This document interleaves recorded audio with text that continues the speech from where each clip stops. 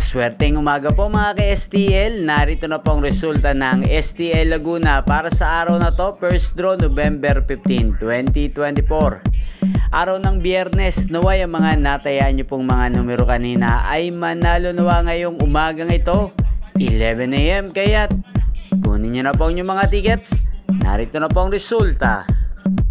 Para po sa STL Laguna first draw result, November 15, 2024, 11 AM ang mga numerong nanalo, 23 at 9 in exact order. Sa lahat po ng tumaya kanina para sa first draw ng 23 at 9, congrats po sa inyo, panalo po kayo. Again, 23 at 9 in exact order.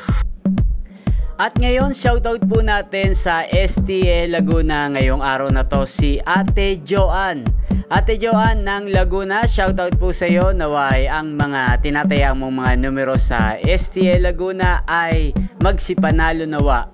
At yan, shoutout din po sa lahat po ng mga taga Laguna. Yan po sa may Kabuyaw, shoutout po.